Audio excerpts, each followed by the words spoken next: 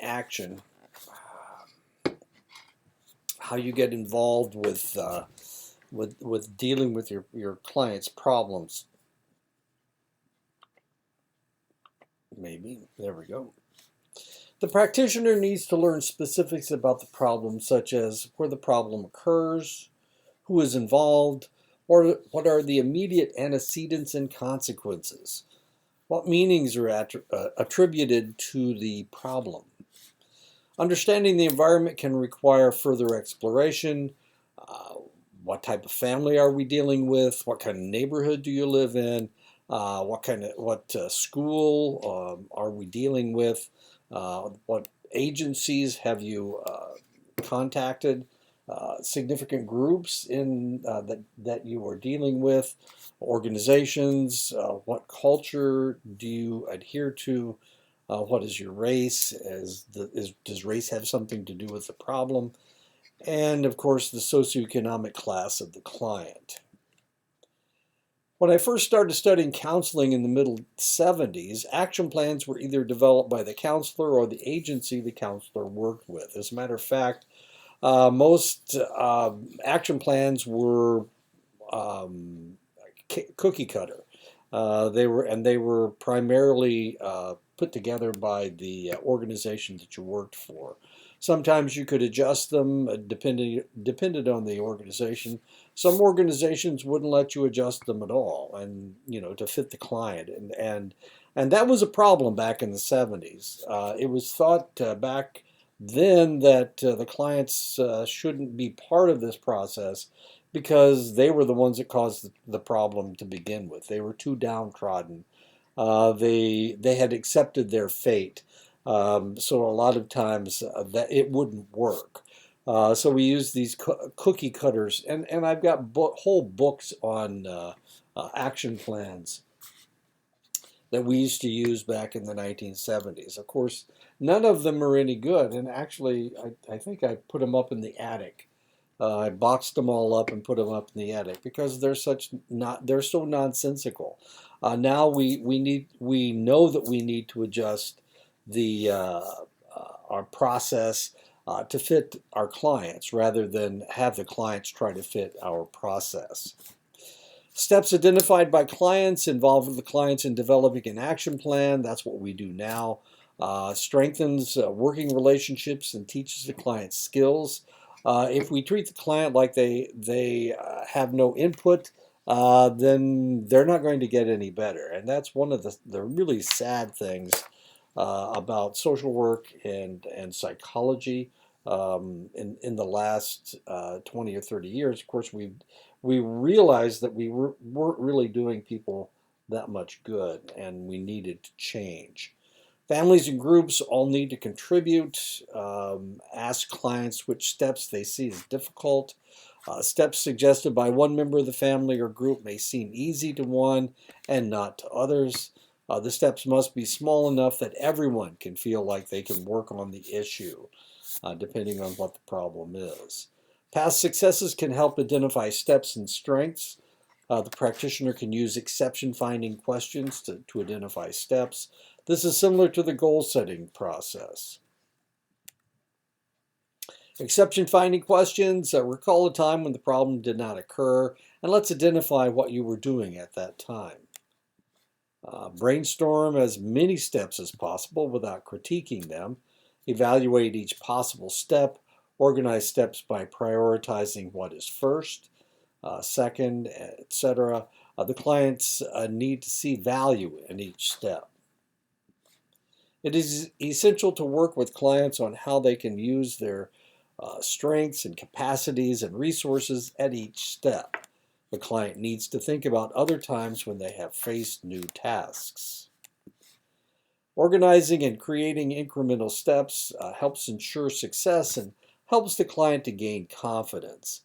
This process also teaches the client the process of creating plans to achieve goals. The practitioner needs to evaluate whether the client is satisfied with their progress.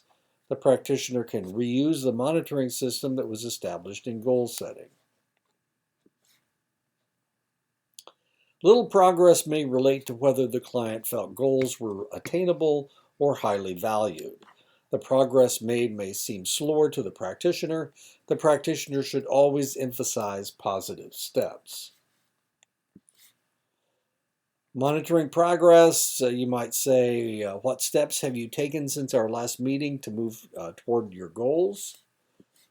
In the last week, what did each of you do to help make your time together go well? Make a fun week. Between now and the next time we meet, I want you to find one aspect of your behavior that went well that you'd like to continue doing. After talking to your boss, how did you feel about yourself? Will you tell us about what you did that made things go better this week in your family? Like make a turkey? It's Christmas. Oh, there's a Christmas tree. We have been working together for a few weeks now. Let's focus on what we have accomplished. Skills to enhance achievement of steps. Teaching can convey information. New information might help clients achieve their goals. Teaching can take place in sessions, workshops, etc. Teaching might involve diversity issues, resolving conflicts, making decisions, and/or leading a group. Role-playing or rehearsing can be useful. Practicing a new behavior in a safe environment increases confidence. Practicing. During the action phase, it is appropriate and sometimes necessary for the practitioner to be directive. Being directive involves asking clients to do something new or to go in a different direction.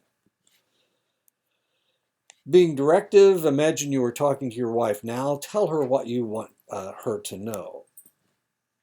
I notice you are directing your comments to me in the group. Would you look at several others while you are sharing?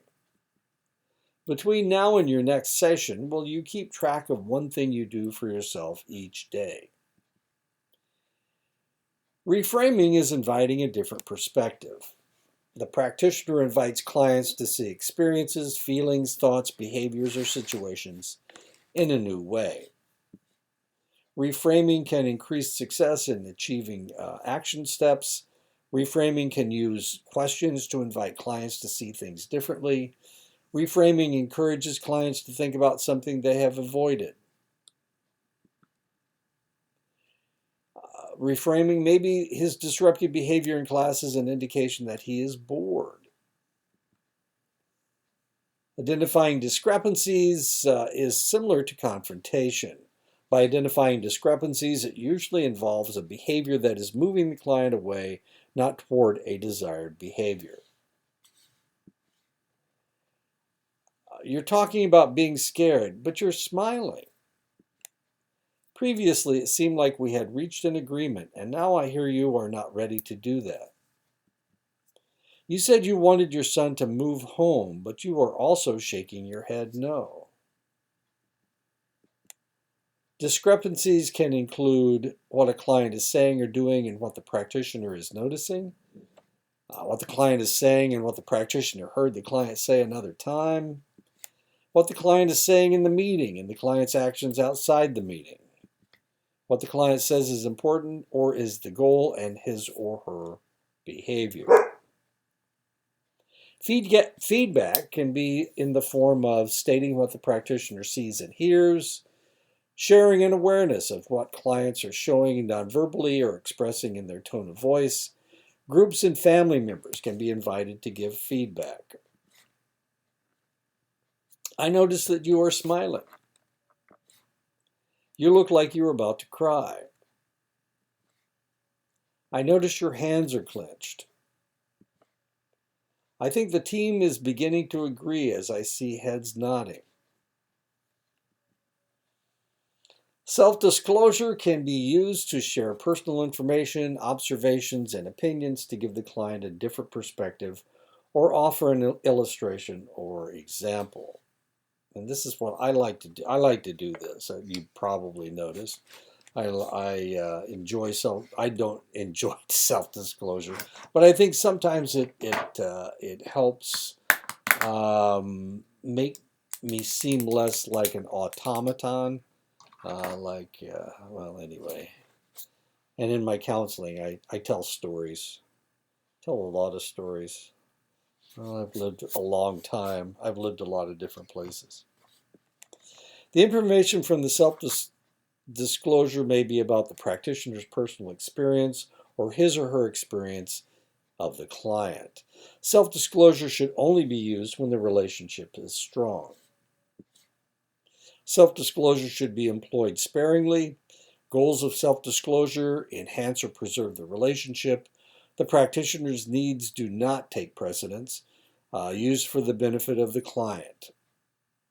It has to be used for the benefit of the client. It can't be, oh, this makes me feel so much better now that I told you. That's not what the purpose is. The purpose is to teach the client something.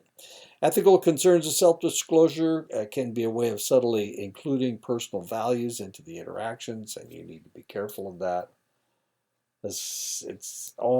You need to make sure that you don't have a hidden agenda that you're trying to get through to the client. There shouldn't be anything hidden. These should come out as goals. And if it doesn't fit the goal, then don't do it. When responding to direct and personal questions, a practitioner should consider what led the client to ask the questions. Is it an effort to change the relationship to something less professional? A question may be a way of asking for advice. Self-disclosure can enhance the genuineness of the relationship. Immediacy is where the practitioner comments on what seems to be happening currently in the relationship. Immediacy can help the client understand their other relationships. Immediacy involves a practitioner sharing his or her own thoughts and feelings. Immediacy is about what is happening in the moment with the client. And that is the end of chapter 14. One more chapter and then we start counseling. So you need to get your characters in if you haven't turned them in yet. I think there are 10.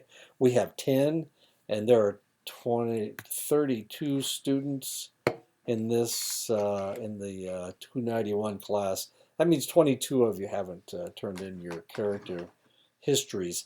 I sent you an email before the break, before midterms, during midterms, I guess. You just need to fill them out. And if you don't do it, I'm not sure how you can pass this class. So get your character histories in, and I'll talk to you next week.